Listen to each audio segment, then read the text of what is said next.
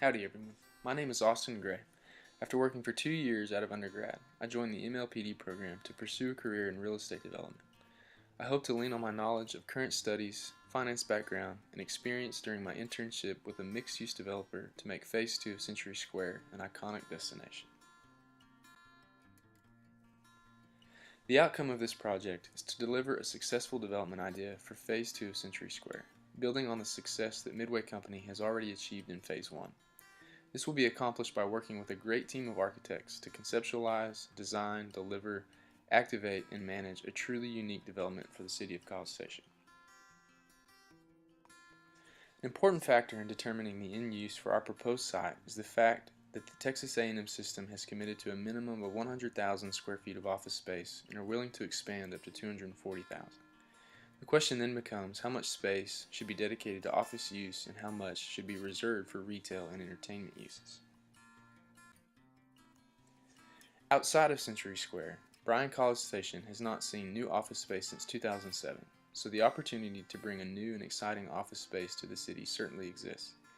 The initial concept should cater to the needs of Texas A&M, provide ample parking, and if density allows, including standalone retail and entertainment pads, would enhance the site.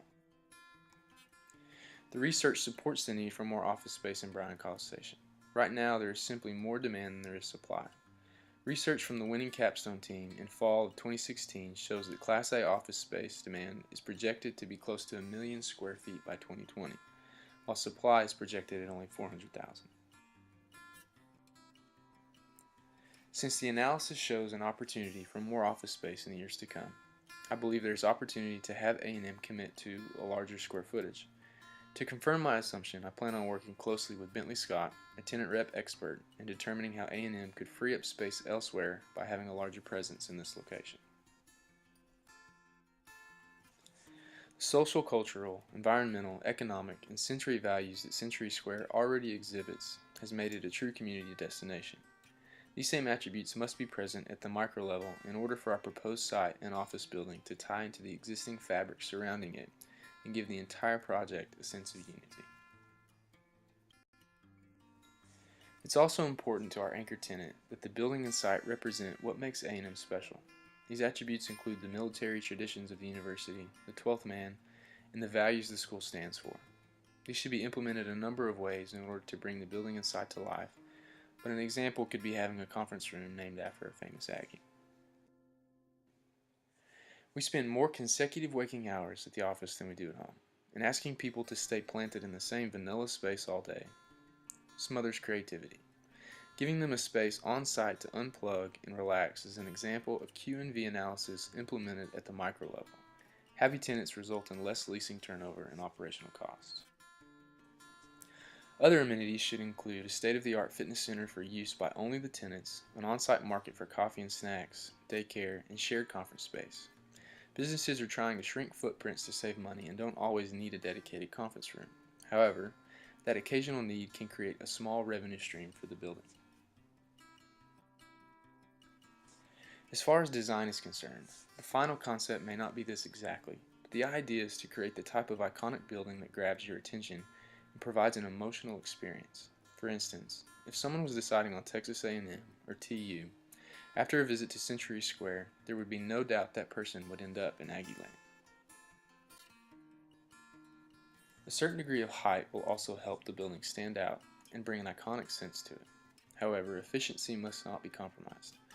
Using larger floor plates will allow the building to be anywhere from 8 to 12 stories, taller than others within Century Square, but will also improve the efficiency ratio and usefulness to Texas A&M and the end user. A key component of the feasibility on this project will be rental rates that the tenant can afford, but that also provides an adequate return to investors. Creating a high-performance building that is efficient and reduces operating costs will allow savings to be passed on to the tenants. These include energy efficiency, durability, lifecycle performance, and occupancy productivity. It's been determined that lifecycle costs of buildings can be reduced by at least 25% when following a tool such as LDEV. They assume that over a 40-year life cycle of a building, construction costs amount to about 11% and operational costs up to 75%, revealing the opportunity to allocate more capital to these features up front. While building the tallest, greenest, and most extravagant building in all of Bryan College Station can be the goal, construction costs, time frame, rental rates, and financing will all be considered to ensure the final product is financially feasible, legal, and physically possible. In the end, the pretty picture has to match up with the pro forma. Bryan College Station revolves around all things Texas A&M. Think of A&M as the Times Square of Bryan College Station. An incredible marketing opportunity exists with A&M being the anchor tenant for this new Class A office space. Texas A&M would be able to market the building and Century Square as a whole at sporting events and activities throughout the greater metro.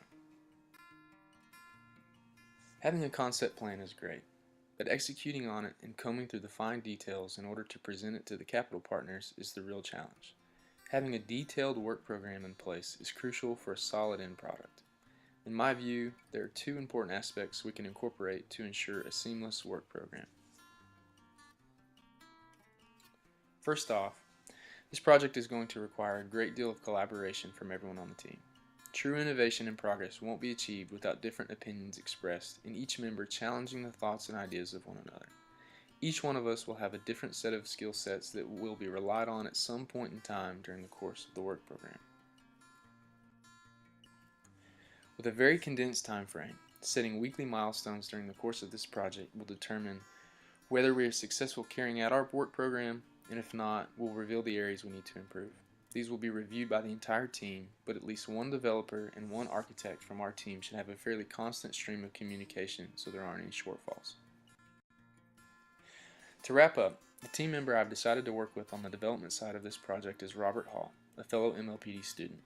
Having worked with Robert in the past on Century Square's Q&V analysis, I know that Robert's knowledge, not only from the MLPD program, but his professional experience in the real estate industry will be a tremendous asset to our team.